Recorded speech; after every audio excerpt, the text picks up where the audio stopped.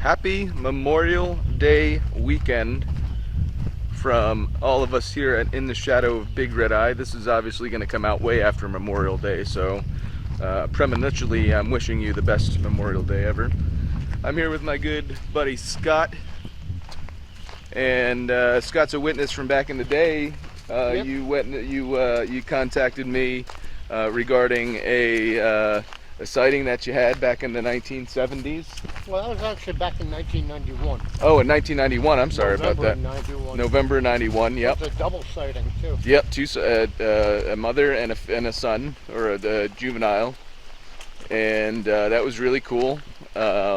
We can link that up in the comments.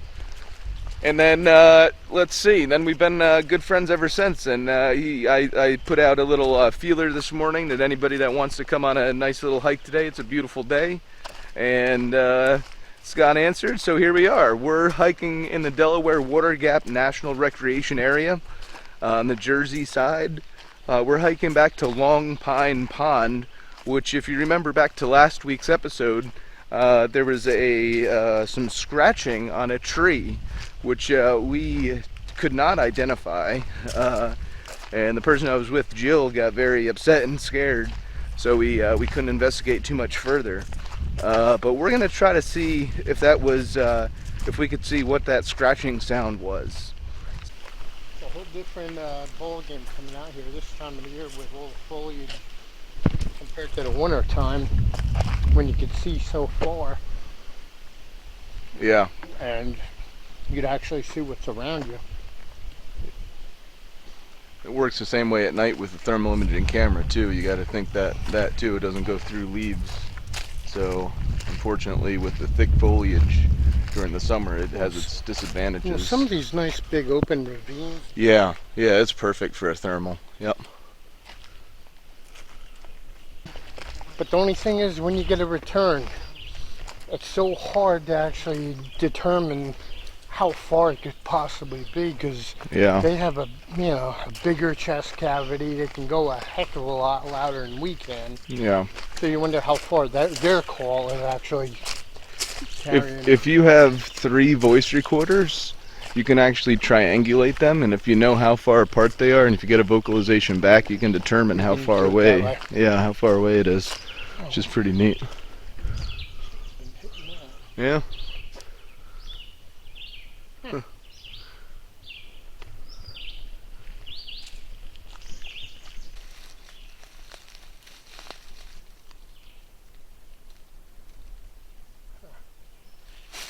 Definitely pretty used, but again, no tracks. Can't really tell which using.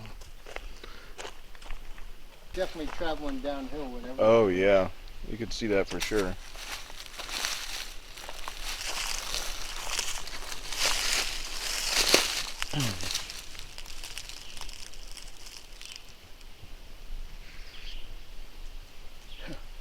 Looks almost like the front part of a bare foot. Big foot. No pun intended.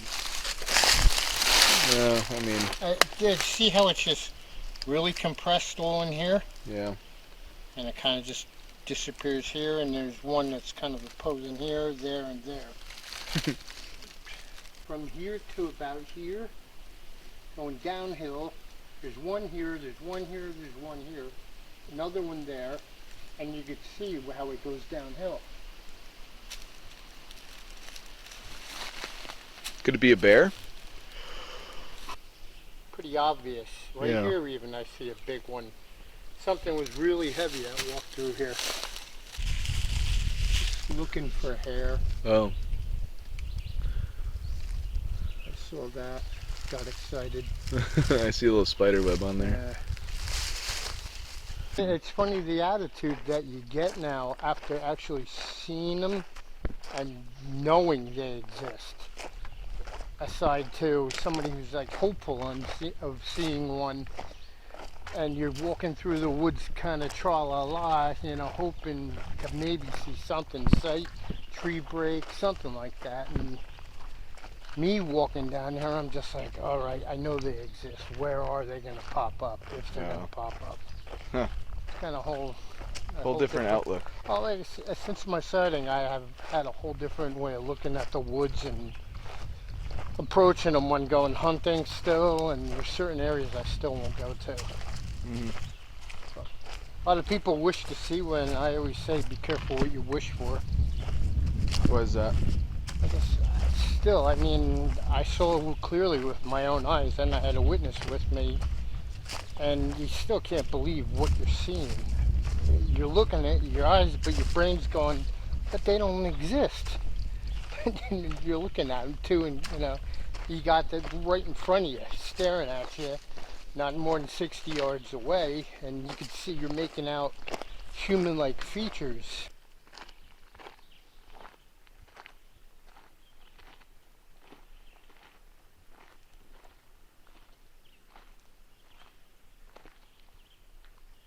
Yep.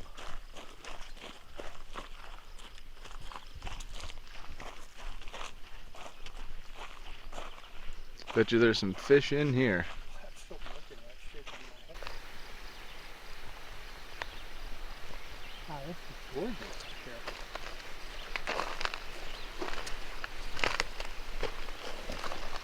here. We were right here.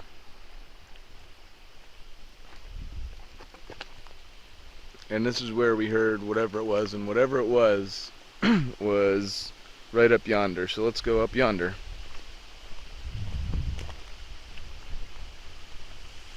Now, we didn't know that there was a building here.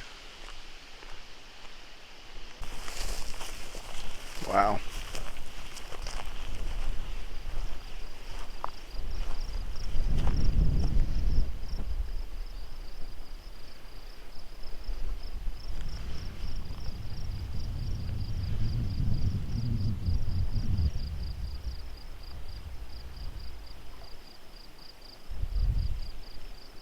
This is something else.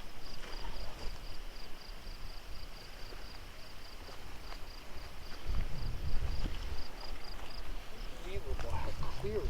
It looks like Lake George. Yeah.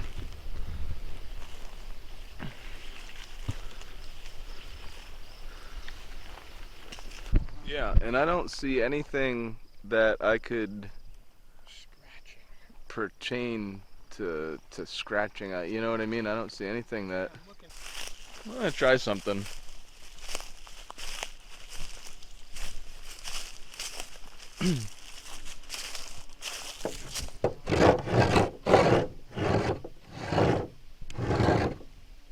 This was it.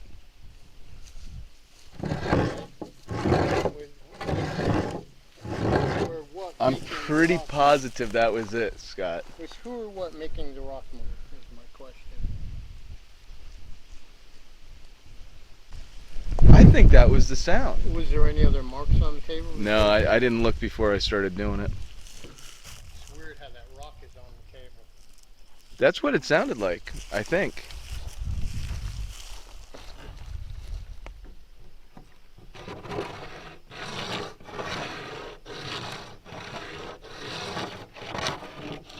That's close. Yeah. But it was sporadic. It wasn't like... Yeah.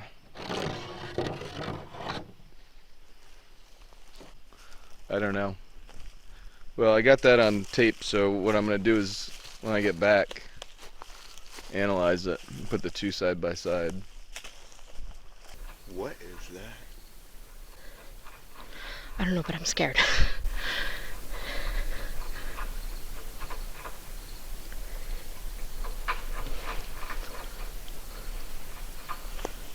Mike, I'm scared. Don't be scared.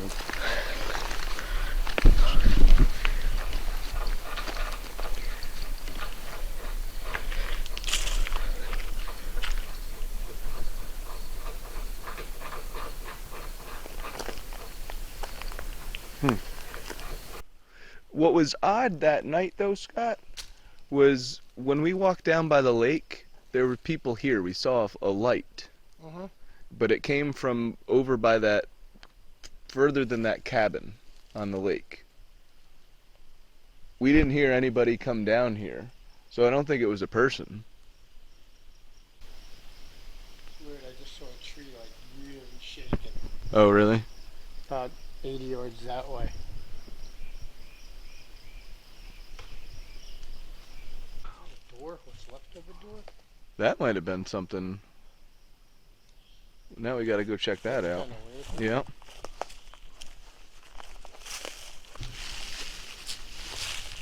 What was once a door? It was once a No door. longer. Look at that. Wow.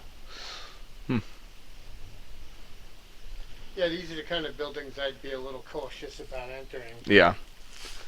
Wow.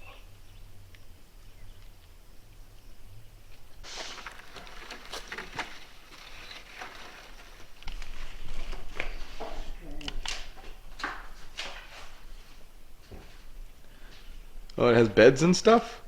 Yeah, there are bunks in here. There's a kitchenette, a boiler for hot water, bathroom, and just a bunch of bunks.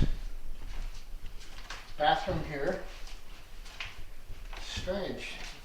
Building seems sound, Except for the door. except for the door.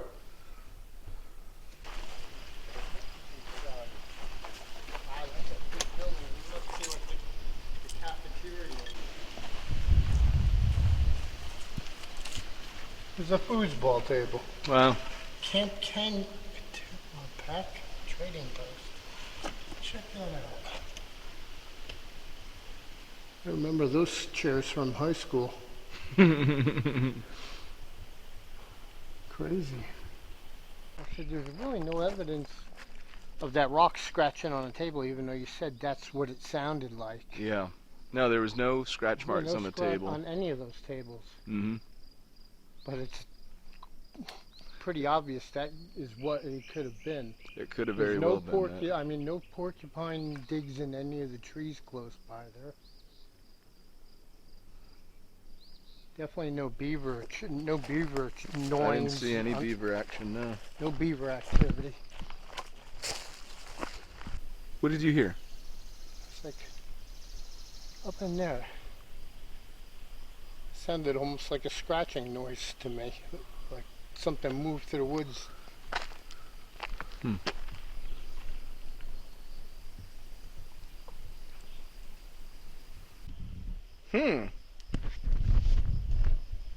That could have been something. You were right there. We were right at the top You of were saying it sounded like it was coming from there, it's. but the sound could have been thrown off because it was between two buildings. That could be it. That could have been a porcupine right there doing that, or a bear. Any claw marks? Shoe marks. Oh, that could be claw right there. That could be a claw or a tear. That's kind of what it sounded like too.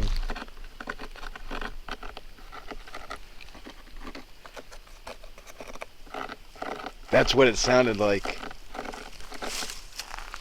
What? So what did that? What did that? Possibly either a black bear or a porcupine. Definitely a black bear or a porcupine. I don't see any big teeth marks from like how a black bear would have, or claw marks. This doesn't smell fresh. Because it's dead, maybe. Yeah. See, like a bear, you see like claw marks where he was trying to dig into Dig it. into it, yeah. Dig into it for like termites, and look at all the termite holes in there. Yeah, you found it. Some good ones. So, I would say it was probably most likely a porcupine chewing. Because they're really not going to run away. They more or less waddle away when they see you. You're not a very fast-moving animal. Yeah, this guy You don't didn't. have to be, because they just ball up and Yeah. try taking a bite of them. You're in for a real rude awakening. But that definitely could have been it. Go stand over there where you were and let Yeah. me scratch at that. All right. I can't even hear that. Use your stick. I don't think make any noise.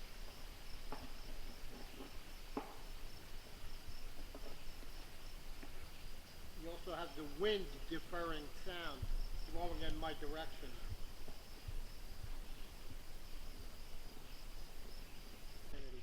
Well, I'll tell you what. If not for nothing, we came down here with what we thought was something scratching on a tree or tearing a tree apart, and within 15 yards of where I thought I heard it, we found that. You know what I mean? That sounds like it's pretty much conclusive. Yes, I would say definitely, especially how it's all torn up. Yeah. It also did get rained on pretty good yesterday. Yeah. Now I wonder if that could be a squatch. I mean, but the wind could have been blowing in your direction, carrying the sound a little better. Mm-hmm. The wind was just coming pretty good when I was doing that, but it was coming from your direction, which is going to knock down on the sound. Right.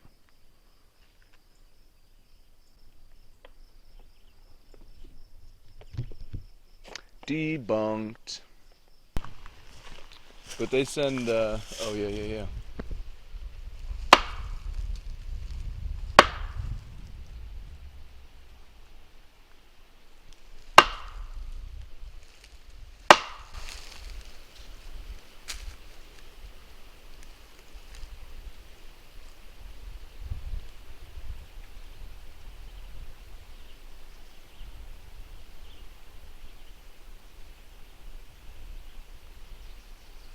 Have a purpose, more like, with this sound equipment and Yeah.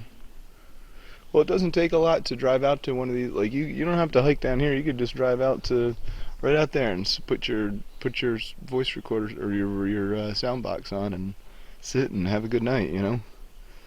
That doesn't involve much anything. Just getting out here. lungs. I'll do one. This might echo down. Yeah.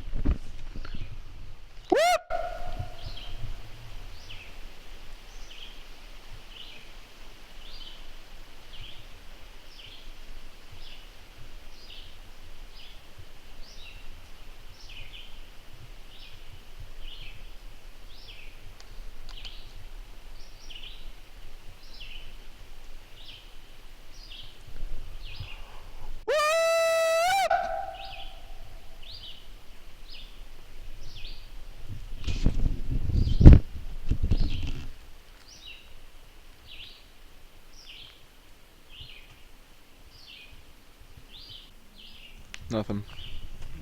And not for nothing, we got in a nice little hike on the Appalachian Trail today. Look at that. Good weather. Well, we didn't come across any Bigfoot today, but we do think we came across what we heard the other last week with the scratching sound. Either a bear or a porcupine. So that's debunked, we know that's for sure. Or it could have been a Bigfoot, we don't know. But because we didn't actually see it. But it was good that we followed up. That's something that every investigator needs to do and every researcher needs to do. If you hear something and you can't get out there, follow up and go back to the same location, take the same things. We did some recreations, some reenactments, and we ended up seeing what it could have possibly been. So that's what real research is all about. Till next time, this is In the Shadow of Big Red Eye. I'm Mike Famelot. See you guys next time.